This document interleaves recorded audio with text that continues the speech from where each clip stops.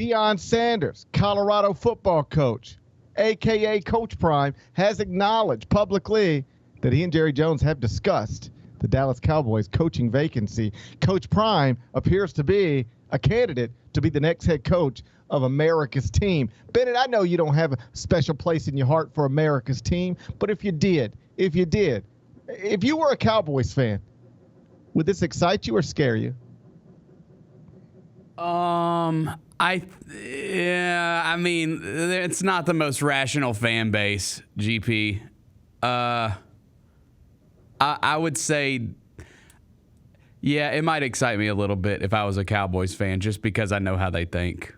Okay, but I'm asking you. You're asking me. I'm asking you, Big Bet Bennett. I'm not asking you to be a Cowboys fan. I'm asking you if you were a Cowboys fan. I'm not asking you to impersonate your stereotypes of Cowboys fans. I'm asking you to put yourself in the position of a Cowboys fan. Take your Titan stuff off. Put some stars on your body. Would this excite you or scare you? If I told you right now, hey, you're a Cowboys fan, and this could be your coach. You could have Deion Sanders. All you got to do is say, do it, and it's done. You want to do it? Well, I think he's a good coach. So, yeah. I do. I think so. I mean, dude, listen, when we got the number 1 overall pick, in my mind, like, the first thing I thought was, okay, let's draft Shedeur and then fire a coach and hire Deion Sanders. Like, let's just go all in and do this and get some excitement injected into this fan base. So, yeah, sure. Why not? Well, I think the why not would be tied to, though Deion Sanders has done a remarkable job at Colorado, it has been bumpy. He's fought with media. That's true. There's been weird back and forth between him and players, between him and other coaches. And it's working in Colorado, and God bless him. But this is arguably the biggest brand in American sports, and we just don't need to get involved in this. That's probably what the why not would be tied to. Why wouldn't you do it? It's probably something underneath the umbrella of stuff I just said. That's fair. I just, there's always something tied to the Cow. So, like, what's the difference, really? Like, every week after they lose, there's, like, some kind of wild quote from Jerry Jones or somebody within the franchise. Like, I don't. Well, I think there, honestly, it actually. I think that it would probably be more controversial in most places besides there. I for some weird reason. I just think that, like, it's already a circus with the Cowboys. Like, why, who cares? Like, you're going to get the media attention no matter what happens there. Well, the other side of it is you hire Deion Sanders not because he's the person you necessarily want to hire, but because as you go through the process, he might be your best candidate. Did you see Troy Aikman talking about this last night? What'd he say? This would be concerning to me if I were a Cowboys fan. Troy Aikman was asked about the Cowboys job. This is Troy Aikman. Yep. His career can largely be tied to the success he had of playing quarterback for the Dallas Cowboys. Like, if Troy Aikman were just a quarterback somewhere else, is he still Troy Aikman today? Maybe. But being the quarterback of the Dallas Cowboys, that's a real thing. Yeah. I mean, it created Troy Aikman. It created Tony Romo.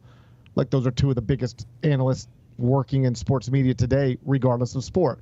So if anybody owes his career, and I'm not saying Troy Aikman is a top shelf analyst because he played quarterback for the Cowboys, right? He's a top shelf analyst because he's talented.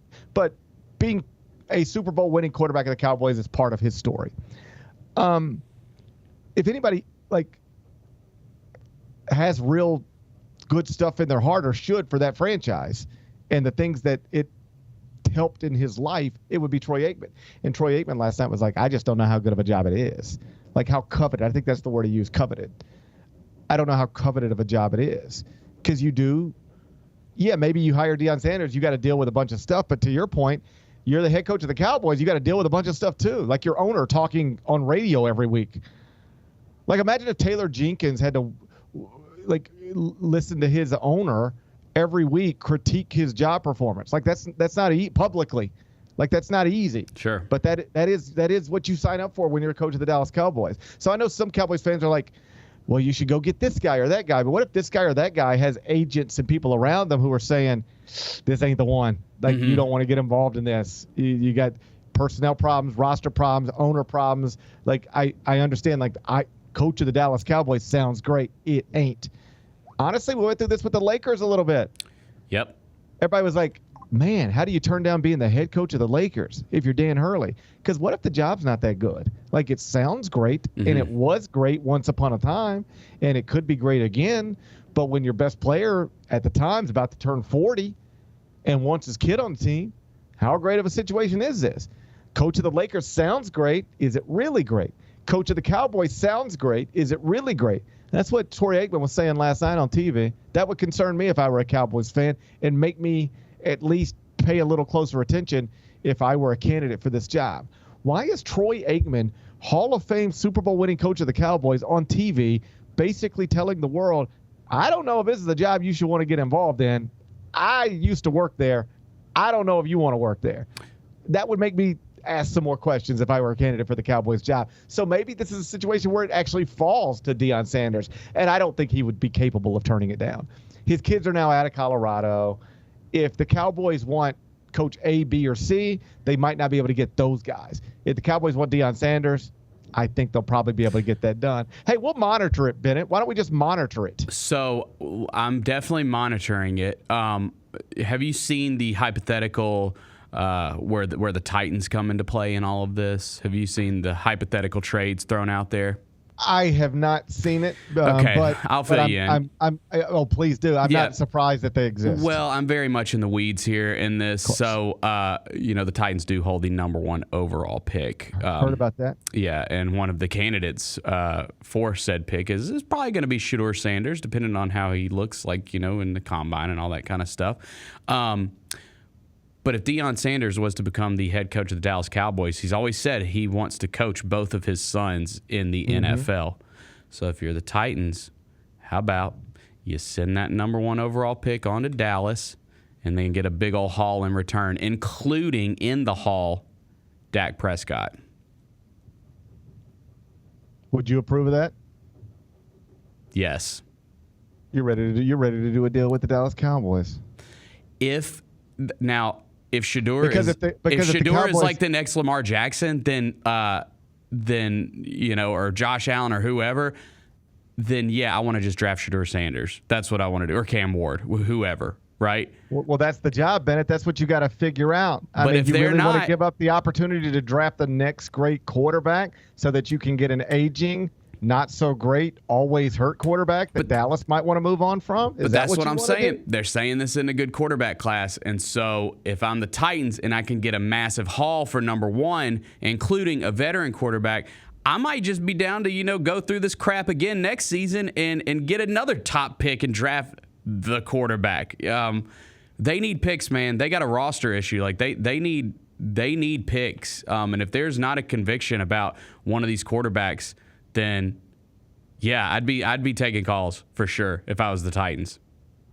Why not just fire your stupid coach, hire Deion Sanders, and draft Shedeur? Wouldn't you be better off doing that? I just said that. Yes, I would. I think that'd be so much fun. I'd love that. I would actually. I don't care how much. I would at least have fun being a fan. All right. I would at least have fun being a fan of that franchise if they did something like that. So yeah, I'm in. All right. Hey, we're gonna just monitor the situation. Okay. Okay. Let's just monitor the situation. All right. Let's monitor. We're gonna monitor the situation in Dallas. We'll continue to monitor. Okay, great. The Gary Parrish Show, live weekdays at 10 a.m.